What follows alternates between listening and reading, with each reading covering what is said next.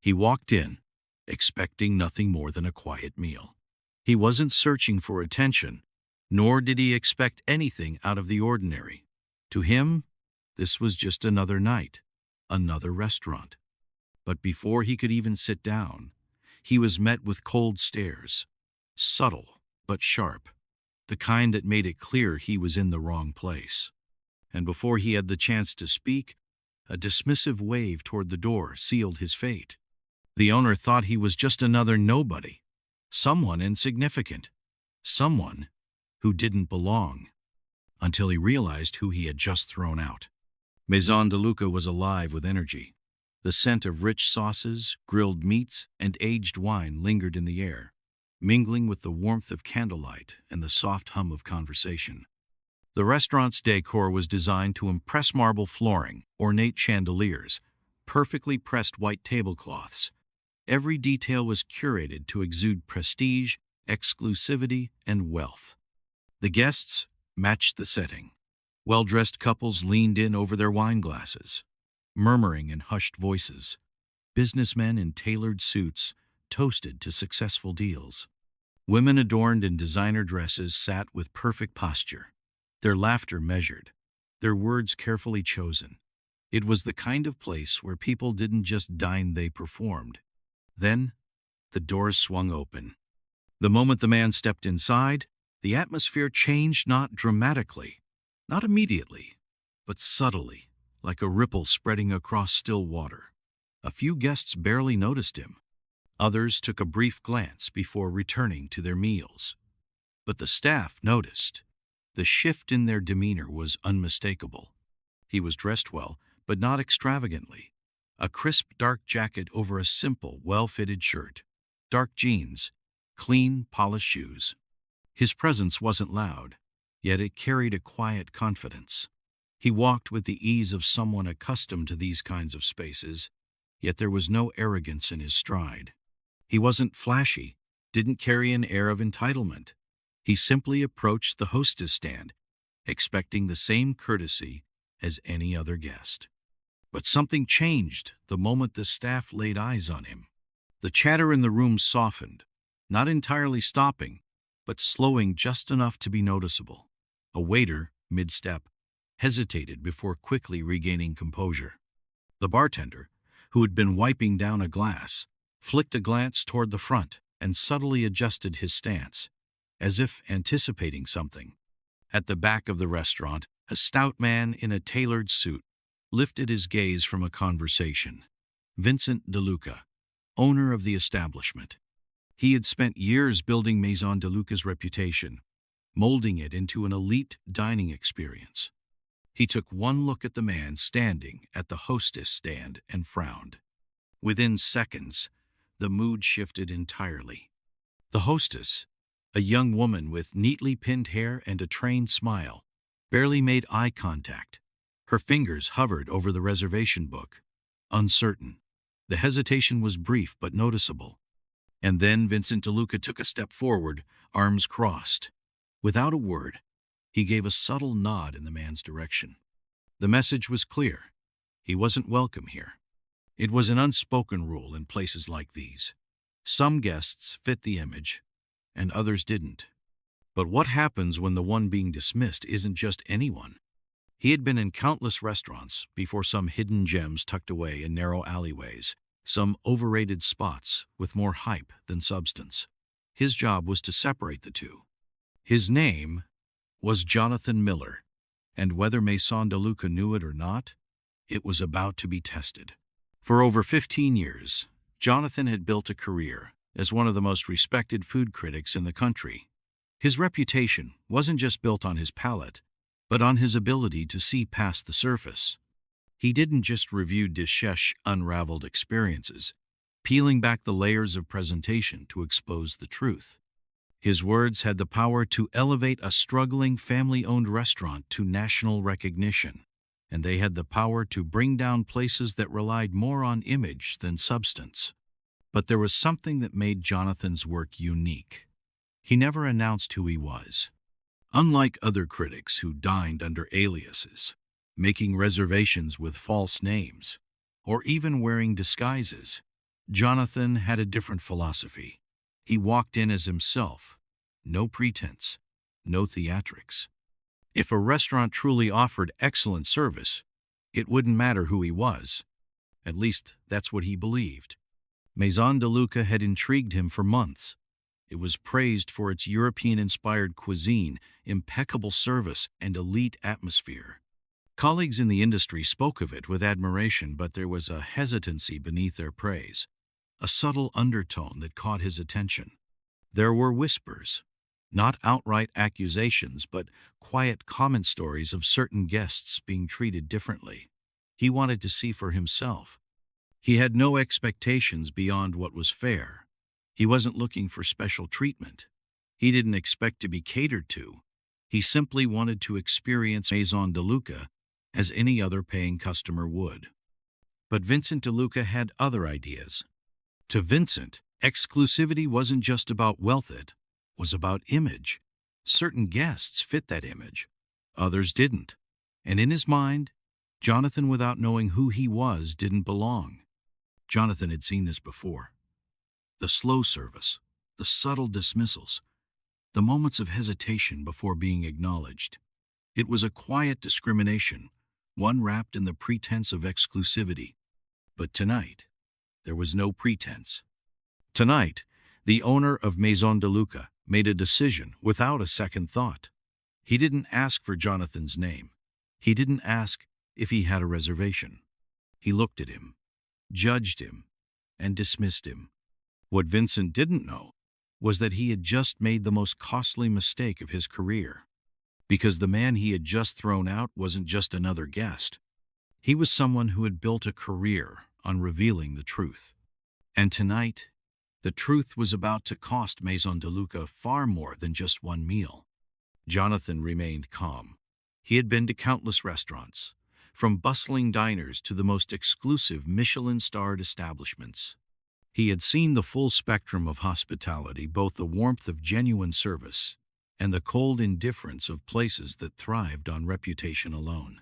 But rarely had he been dismissed outright before even speaking. He looked at the hostess, taking in the way she kept her gaze down, avoiding his eyes as if hoping he would simply disappear. Her fingers tapped lightly against the edge of the reservation book, an unconscious sign of discomfort. She knew something wasn't right.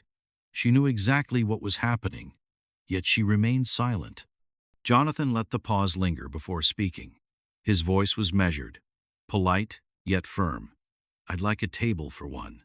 The hostess flicked a quick glance over her shoulder, seeking confirmation from the man behind her. Vincent DeLuca didn't hesitate. He gave a slight shake of his head, a barely perceptible movement, but one that spoke volumes. The hostess cleared her throat. "I'm sorry, sir. We're fully booked tonight." Jonathan raised an eyebrow. Fully booked. An interesting choice of words. He had checked before coming there were plenty of open reservations. Still, he gave them the benefit of the doubt. "No problem," he said evenly. "I don't mind waiting." For a brief moment, the hostess hesitated.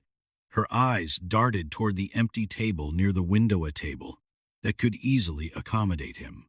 But instead of acting, she turned back toward Vincent, waiting for his signal. Vincent stepped forward, taking control of the situation. His expression was unreadable, but his tone carried the weight of finality. "I'm afraid we won't be able to accommodate you tonight," he said, crossing his arms. Jonathan studied him for a beat, his expression neutral. "I see. Any particular reason?" Vincent exhaled sharply, as if irritated by the question itself. "As I said, we're full, and we have a strict dress code. Jackets are required." Jonathan lowered his gaze, glancing over his own attire. His jacket was well fitted, his shoes polished. He had walked into some of the most prestigious restaurants in this very outfit without issue. It wasn't about the dress code. It never was. Before he could respond, the front doors swung open again. A well-dressed white couple entered, their smiles bright and easy. They looked around, taking in the luxurious ambiance, clearly pleased with their choice. The hostess straightened, her demeanor shifting instantly. The nervous energy she had just displayed vanished, replaced by a welcoming warmth. "Welcome to Maison DeLuca. Do you have a reservation?" she asked, her voice bright and accommodating. The man chuckled, glancing at his partner. "No, actually. We were just hoping to get a table." "Of course. Right this way." Jonathan watched in silence as they were immediately led to the very table he'd been eyeing moments earlier. No hesitation. No mention of being fully booked. No fabricated dress code. Just seamless, effortless service. His gaze shifted back to Vincent, whose expression remained blank, his stance unbothered. The moment had been so blatant, so shameless, that there was no need for pretense anymore. Jonathan let the silence stretch between them before speaking, his voice calm. "Seems like you had a table, after all." A flicker of something crossed Vincent's face. Was it amusement? Defiance? Either way, he didn't falter. His lips curled into the faintest smirk. "Enjoy your evening," Vincent said simply, before turning and walking away. There it was. Blatant. Unapologetic. Exclusion. Not subtle. Not hidden behind polite excuses, just pure dismissal. The shift in the room was almost imperceptible, but it was there. Some guests had noticed the exchange. A few looked uncomfortable, glancing toward their plates or stealing side glances at Jonathan. Yet, no one spoke. The waitstaff, too, had noticed. A few shifted awkwardly, avoiding his gaze. Perhaps they had seen this happen before. Perhaps they had even been instructed to act this way. Jonathan inhaled slowly, suppressing any outward reaction. He had spent years perfecting the art of patience, the ability to observe without immediate judgment. He had learned that in moments like these, actions spoke louder than words. But tonight, he wasn't just an observer. Tonight, he was the story. He nodded once, offering the hostess a small, knowing smile. Then, without another word, he turned and walked toward the door. What Vincent didn't realize was that he had just made the most costly mistake of his career. As Jonathan reached for the door handle, he heard a hushed whisper from behind the hostess stand. "Wait, isn't that Jonathan Miller?" A young waiter, barely in his 20s, had recognized him. His eyes darted from Jonathan to the owner, then back again, as if processing the gravity of what had just happened. Vincent, who had already begun strolling back toward the kitchen, froze mid-step. "What did you say?" he asked, turning his head slightly. The waiter swallowed hard. "That man, he's Jonathan Miller, the food critic. He writes for the Culinary Review. His articles go viral." A ripple of realization passed through the restaurant. A few diners overheard the exchange, whispering among themselves. Someone pulled out their phone, quickly searching his name. Within seconds, murmurs grew into quiet gasps. "Wait, that's him? I follow his reviews. He's huge in the industry. My God, Maison DeLuca is finished?" Vincent turned fully now, his face draining of its smug confidence. The once assured restaurant owner, who had dismissed Jonathan without a second thought, now looked visibly shaken. He took a slow step forward. "Mr. Miller?" he called out, his tone suddenly warmer, laced with an artificial friendliness that hadn't been there minutes ago.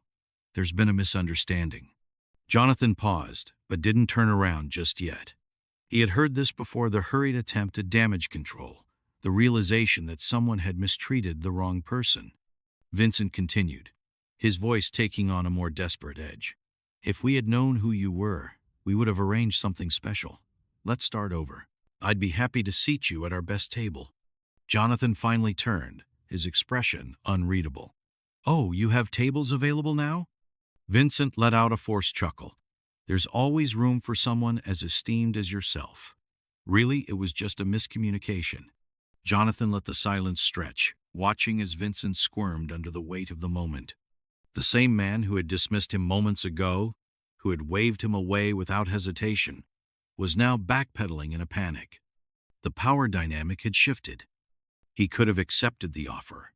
He could have sat down and allowed Vincent to grovel, to suddenly treat him like royalty. But that would have been missing the point entirely. He took one slow step forward, locking eyes with the owner. "Tell me, Mr. DeLuca, what exactly was the misunderstanding?" Vincent hesitated, his mouth opening, then closing again. He had no answer, at least not one he could say out loud. The weight of his own actions bore down on him. Jonathan waited, giving him the chance to admit it, to say what everyone in the restaurant already knew. But Vincent said nothing. Jonathan gave a small nod, as if that silence confirmed everything. Then, with the faintest smile, he turned back toward the door. "Enjoy your evening," he said, echoing Vincent's own words before stepping outside. The door swung shut behind him, but the moment lingered. The waitstaff stood frozen. The diners who had witnessed the exchange sat in stunned silence. And Vincent? For the first time that night, he was truly afraid, not of Jonathan, not of confrontation, but of what came next. Because in the world of fine dining, reputation is everything. And in that moment, his had just shattered. Jonathan walked down the street, the crisp night air filling his lungs. He had been in this situation before, restaurants that treated certain guests differently, owners who let their biases dictate their business. But rarely had it been this blatant. His phone buzzed in his pocket, a message from a fellow critic. "Heard what happened. You writing about it?" Jonathan didn't respond right away. He wasn't sure yet. He never wrote out of anger, only truth. And right now he was letting the truth settle. Meanwhile, inside Maison DeLuca, the silence was deafening. Vincent stood frozen, his face pale. He turned slowly to the hostess. "Did anyone record that?" he asked, his voice tight. She hesitated, but before she could answer, the sound of a notification pinged across the restaurant. Then another, and another. Someone had recorded it. A diner near the bar had captured everything: the dismissal, the murmurs of realization, Vincent's panicked attempt to salvage the situation. The video had already been uploaded, and within minutes, it was spreading fast. The comments came in quick. "Unbelievable. Straight-up racism at a high-end restaurant. Jonathan Miller, he just ruined his own career. Boycott this place." Vincent grabbed his phone and furiously typed a message to his PR team. Damage control was needed immediately. But outside the restaurant's walls, things were only getting worse. By morning, multiple news outlets had picked up the story. A headline on a major food blog read, "Top food critic denied service in high-end. Restaurant owner regrets everything." The backlash was swift. Reservations were canceled. Social media erupted with calls to boycott Maison DeLuca. People shared their own stories of discrimination at restaurants, and many swore they would never dine there again. Vincent attempted to issue a statement. "We sincerely apologize for the misunderstanding that occurred at Maison DeLuca last night. We value all our customers and take these concerns seriously." It wasn't enough. The public saw through it. The comments were brutal. "Misunderstanding? You didn't misunderstand. You got caught. Funny how you only care when it's someone famous. Apologize to everyone you've ever turned away, not just Jonathan Miller." Meanwhile, Jonathan still hadn't spoken publicly. He remained silent, watching the fallout unfold. A reporter called him. "Are you going to write about what happened?" He finally answered, his voice calm. "I don't need to. The world already knows." Maison DeLuca's downfall didn't take weeks. It took days. By the end of the week, Vincent had stepped down as owner. The restaurant was forced to shut its doors temporarily. It wasn't just about one bad night, it was a history of discrimination exposed in an instant. Jonathan never sought revenge. He never needed to. Because in the end, the truth had done all the work for him. In the world of fine dining, reputation is everything. And in a single night, Maison DeLuca lost theirs. But this wasn't just about one restaurant. This was about something bigger, something that happens every day in places where discrimination hides behind excuses, like dress codes or fully booked signs. Jonathan Miller never needed special treatment. He never asked for it. All he wanted was the same experience every other diner received. And that's what makes this story so powerful. because if he hadn't been a famous critic, this wouldn't have been a story at all. How many others had walked into that same restaurant and been turned away without a second thought? How many people had faced silent, unspoken discrimination just because they weren't the right kind of customer? Jonathan's situation was unique only because of who he was, but for many, this is just a daily reality. And that's why this moment mattered. The fallout from the incident sent a strong message. You never know who you're turning away. Not just in restaurants, not just in business, but in life. The people you judge today could be the ones who define your tomorrow. And respect basic human descent should never be reserved for status, wealth, or reputation. It should be a given. Jonathan never wrote the review. He didn't need to. The world saw what happened, and that was enough. Maison DeLuca's doors eventually reopened under new management, but the damage was permanent. Their name was forever tied to the night they dismissed the wrong person. But Jonathan, he walked away with something far more valuable, a reminder that the truth always reveals itself. And for Vincent DeLuca, the truth had been his downfall. What happened to Jonathan Miller wasn't just about one night or one restaurant. It was a reflection of a much bigger issue, one that many people face every single day. Have you ever witnessed or experienced something like this? A moment where someone was judged unfairly, only for the truth to come out later. Share your thoughts in the comments below. Let's talk about it. And if you believe that respect should never be based on status, then make sure to subscribe. We bring you powerful, real-life stories that expose the truth and spark conversation. Because sometimes, the most important lessons don't come from what we say, but from what we see. Hit that like button if this story made you think, and turn on notifications so you never miss another eye-opening video. Your voice matters. Let's keep the conversation going. Subscribe now.